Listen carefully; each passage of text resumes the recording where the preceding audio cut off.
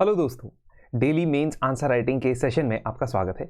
आज हम डिस्कस करेंगे राज्यसभा के बारे में। राज्यसभा यानी कि जो सेकंड चेंबर है, जिसको काउंसिल ऑफ स्टेट्स कहा जाता है, उसके बारे में कई बार सवाल या प्रश्न उठता है कि क्या उसकी इफेक्टिवनेस आज के टाइम्स में चल रही है या नहीं चल रही है। कई बार आपसे ये भी सवाल पूछा जा सकता है कि इज राज्यसभा नेसेसरी और is it required in our parliamentary scheme of things given the context, given the recent lot of debate about Rajya Sabha. ये क्वेश्चन बहुत ज़्यादा इंपॉर्टेंट हो जाता है। तो इसी क्वेश्चन को हम थोड़ा सा एनालाइज करते हैं और देखते हैं कि कैसे हम इस आंसर को ड्राफ्ट कर सकते हैं।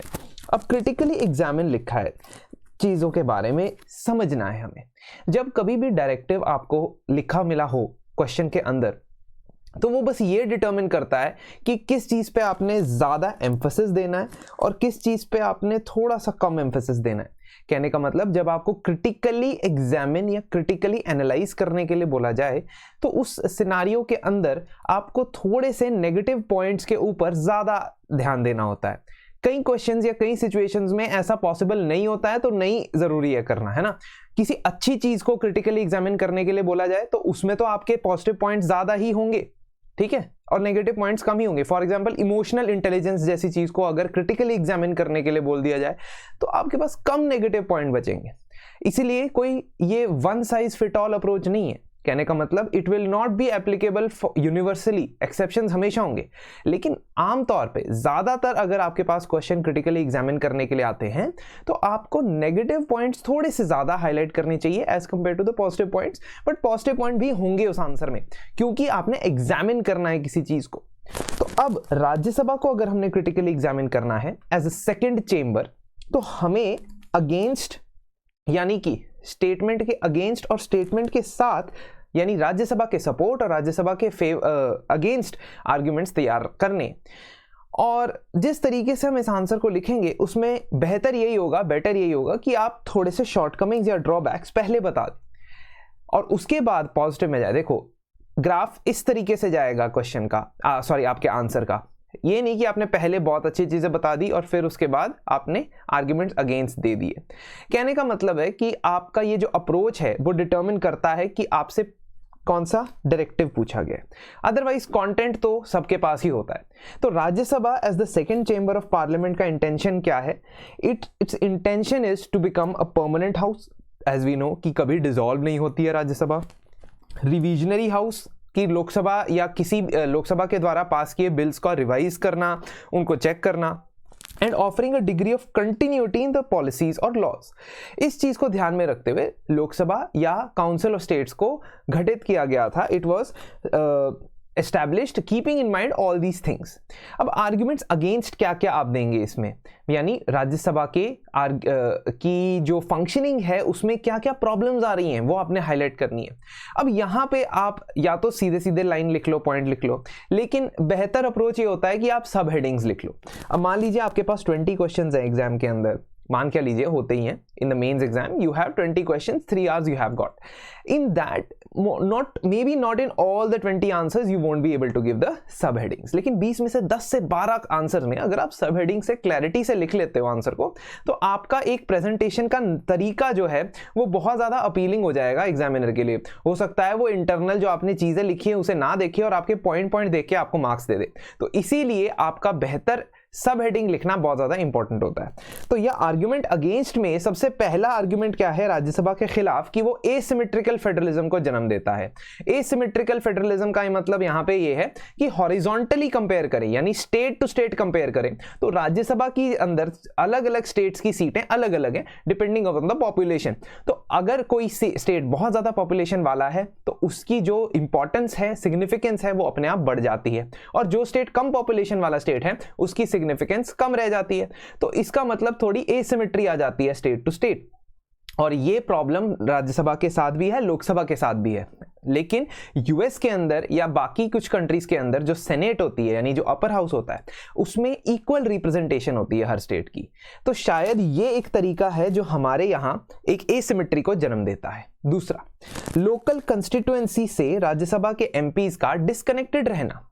2003 के अंदर कुलदीप नायर केस के अंदर जो जजमेंट दी सुप्रीम कोर्ट में, उसके बाद से रिप्रेजेंटेशन ऑफ पीपल एक्ट के अंदर अमेंडमेंट किया गया, जिससे यह कहा गया कि राज्यसभा की अगर आपकी कोई स्टेट की सीट है, फॉर एग्जांपल पंजाब में से 7 सीटें हैं राज्यसभा की, तो अगर आपने कॉन्टेस्ट करना है राज्यसभा का election, so you need not be a voter from Punjab. जरूरी नहीं कि आपकी डोमिसाइल पंजाब के अंदर हो, आपकी रेजिडेंस पंजाब के अंदर हो, आप कहीं से भी आके किसी भी जगह की सीट के लिए लड़ सकते हैं।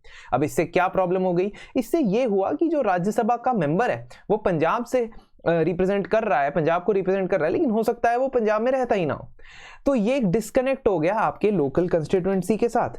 तीसरा, मनी बिल। मनी बिल जो हमारे कॉन्स्टिट्यूशन के आर्टिकल 110 में मेंशन है, उसमें साफ साफ लिखा गया है कि ये लोकसभा में ही इंट्रोड्यूस हो सकता है। इसे मनी बिल सर्टिफिकेशन भी लोकसभा के स्पीकर ही दे सकते हैं। इसे राज्यसभा ना तो अमेंड कर सकता है, ना ही रिजेक्ट कर सकता है। उसके पास सिर्फ 14 डेज होते हैं जिसके अंदर वो मनी बिल को वापस दे दे या पास कर दे। Even if it does not pass the money bill in 14 days, it is deemed to be pass by both the houses. तो कहने का मतलब कि मनी बिल के मामले में, जिसके द्वारा हम सारे के सारे बजटिंग को फाइनेंस करते हैं हर साल, एवरी ईयर, वो मनी बिल राज्यसभा के अंदर बिल्कुल भी नहीं आ रहा है, उनको सिर्फ फॉर्मेलिटी के लिए भेजा जा रहा है। चौथा पॉइंट हम लिखेंगे जॉइंट सिटिंग या जॉइंट सेशन के बारे में। जॉइंट सेशन में क्या होता है? जब भी पार्लियामेंट के अंदर लोकसभा और राज्यसभा के बीच में डेडलॉक हो जाता है किसी बिल को लेके, तो जॉइंट सेशन बुलाया जाता है। जॉइंट सेशन को समन कौन करते हैं? President of India. Joint session को प्रिसाइड ओवर कौन करते हैं? लोकसभा के स्पीकर। तो इसका मतलब ये हुआ कि वहां पे भी राज्यसभा के रूल्स नहीं लगते। रूल्स किसके लगते हैं? Rules of procedure of Lok Sabha. तो एक स्टेप नीचे है एक तरह से लोकसभा से। अगर हम डायनेमिक इसमें एस्पेक्ट ऐड करने की कोशिश करें, ये तो हम जनरली ओवर द इयर्स देखते जा रहे हैं, लेकिन डायनेमिक एस्पेक्ट भी तो होना चाहिए आपके आंसर में। तो डायनेमिक एस्पेक्ट ये है कि राज्यसभा की प्रोडक्टिविटी गिरती जा रही है। जो इससे पहले राज्यसभा थी, मतलब अभी 2019 के बाद से, उसके स्टैटिस्टिक्स की बात नहीं करते हैं। If we talk about till 2019, the productivity of Rajya Sabha fell from 87% to 61%। तो ये बहुत सारी डिसरप्शंस, बहुत सारी डिलेज, बहुत कम number of successful bills passed, ये सारी चीजें हम देखते हैं राज्यसभा के अंदर। एंड फाइनली और ज्यादा अदर्स में आप बाकी के 2-3 जो पॉइंट रह गए वो एक एक करके लिख सकते हो, क्योंकि आपके पास वर्ड लिमिट भी है, स्पेस लिमिट भी है, टाइम लिमिट भी है, 3 चीजों की लिमिट है। तो उन चीजों को आपने ध्यान में रखते हुए लास्ट का एक सब हेडिंग बना दिया, जिसके अंदर आपने सारी बाकी की प्रॉब्लम लिख दी। For example, no confidence motion Rajya Sabha के अंदर नहीं आ सकता। कई सारी पार्लियामेंट्री कमिटीज में राज्यसभा की मेंबरशिप नहीं है, और अगर है तो कम है। फॉर एग्जाम्पल, एस्टिमेट कमेटी में तो मेंबरशिप ही नहीं है राज्यसभा की तरफ से। पब्लिक अकाउंट्स कमेटी में सिर्फ 7 मेंबर है राज्यसभा की तरफ से। तो ये चीजें जो है वो मैटर करती हैं in the overall scheme of things to strengthen our argument against Rajya Sabha. लेकिन राज्यसभा के पास कई सारी ऐसी, राज्यसभा के फेवर में कई सारी ऐसी चीजें हैं जिसको आप अपने आंसर में लिख सकते हैं, and they will be a bit less than what we have discussed about the critique. तो क्रिटिक से कम क्या लिखेंगे? पहली बात तो स्टेबिलिटी प्रोवाइड करता है, क्योंकि ये परमानेंट बॉडी है। लोकसभा तो आएगा डिसॉल्व हो सकती है। कई बार कोलिशन गवर्नमेंट्स के होने की वजह से there can be certain instances where Lok Sabha is dissolved in 5 years, it can be dissolved multiple number of times। लेकिन राज्यसभा जो है वो कंटिन्यूड रहती है, चाहे 5 साल हो, 10 साल हो, 20 साल हो, वो तो एक परमानेंट चैम्बर है। तो थोड़ी स्टेबिलिटी प्रोवाइड करता है, क्योंकि गवर्नेंस के अंदर स्टेबिलिटी बहुत ज्यादा मैटर करती है। दूसरा, स्टेट्स की रिप्रेजेंटेशन इसमें कैसे आती है? क्योंकि राज्यसभा के अंदर स्टेट्स के एमएलएस के द्वारा वोटेड मेंबर्स बैठते हैं, तो इनडायरेक्टली स्टेट के अंदर जिस तरीके से हम चाहते थे, जिस पार्टी को हम पावर देना चाहते थे, वही पार्टी सेंटर में भी आ जाती है थ्रू राज्यसभा। तो एक तरीके से जो लोकल कंसर्न्स हैं उसको थोड़ा बहुत रिकॉग्निशन मिलता है, चाहे डायरेक्ट वोटिंग नहीं होती, लेकिन इनडायरेक्ट वोटिंग के through, because state are elected representatives are voting in the Rajya Sabha election. Rajya Sabha hasty legislation, जल्दबाजी में लिए गए फैसलों को थोड़ा सा ध्यान से लेने के लिए मजबूर करता है। हमारी डेमोक्रेसी होनी चाहिए एक डेलिबरेटिव डेमोक्रेसी, जहां पे किसी भी फैसले को, किसी भी डिसीजन को बहुत ही डिटेल में डिस्कस करके, उसके प्रोज एंड कॉन्स को मेजर करके, एनालाइज करके हमें कोई भी डिसीजन लेना चाहिए। तो राज्यसभा का ये जो पर्सपेक्टिव है, ये अभी भी बहुत ज्यादा रेलेवेंट है। Deeper review of laws Rajya Sabha करता है, so it ensures greater accountability of the executive, क्योंकि कई बार लोकसभा में बहुत हैवी मेजॉरिटी होती है, बहुत भारी बहुमत से आप होते हो, लेकिन राज्यसभा में आपको थोड़ा सा चेक रखा जा सकता है। एग्जाम्पल आप रीसेंट एग्जाम्पल से दे सकते हो, ड्राफ्ट डेटा प्रोटेक्शन बिल जो राज्यसभा के पास भेजा गया 2019 में, 2021 दिसंबर में जो उन्होंने रिपोर्ट बनाई वो ज्वाइंट पार्लियामेंट्री कमेटी रिपोर्ट बनाई या ज्वाइंट सेलेक्ट कमेटी रिपोर्ट बनी, जिसमें राज्यसभा और लोकसभा दोनों के मेंबर थे। तो इसका मतलब कि आपने कुछ लक्यूने, कुछ ड्रॉबैक्स, कुछ शॉर्टकमिंग्स उस बिल के अंदर निकाली और उस बिल को रिवाइज करने के लिए मजबूर किया सरकार को। So that is what Rajya Sabha actually is intended for. And इसके अलावा राज्यसभा के पास कुछ एक्सक्लूसिव स्पेशल पावर्स भी होती है। फॉर एग्जांपल, अगर हम आर्टिकल 249 जब हम पढ़ते हैं सेंटर स्टेट रिलेशंस में, तो हम ये देखते हैं कि Rajya Sabha has the power to say that sir you can make a law on a state subject। आप स्टेट सब्जेक्ट के ऊपर कानून बना सकते हो, ऐसा लॉ बना सकते हो। तो आप पार्लियामेंट भी स्टेट सब्जेक्ट के ऊपर कानून बना सकती है, ऐसा राज्यसभा ही बोलेगी। So these are the things that you have to see. New all India services, article 312 के अंदर न्यू ऑल इंडिया सर्विसेज अगर आपने बनानी है कोई IAS, IPS, IFOS के अलावा, तो राज्यसभा से रेजोल्यूशन पास होगा तभी बनेगी। वाइस प्रेसिडेंट को रिमूव करने का जो प्रोसीजर है वो भी सिर्फ राज्यसभा के थ्रू ही होता है। So that means there are certain provisions that exclusively kept for Rajya Sabha and these can be used for the benefit of और in the favour of Rajya Sabha.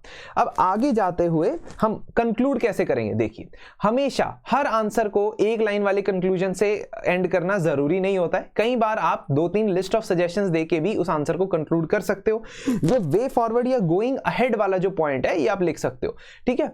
ऐसा अपने आप पे इतना स्ट्रेस नहीं डालना कि हमने सिर्फ 1 लाइन या 2 लाइन वाले फैंसी कंक्लूजन्स लिखने।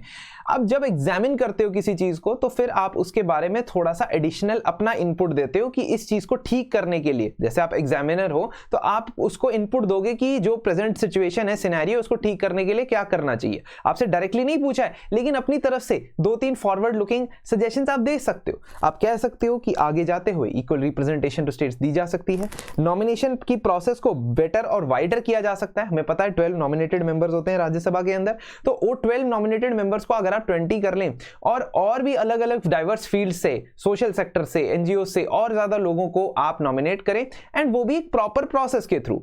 ये नहीं कि बस जिसका जो हमें पसंद है उस बंदे को नॉमिनेट कर दिया, ऐसा नहीं, थोड़ा सा प्रॉपर प्रोसेस के थ्रू अगर किया जाए।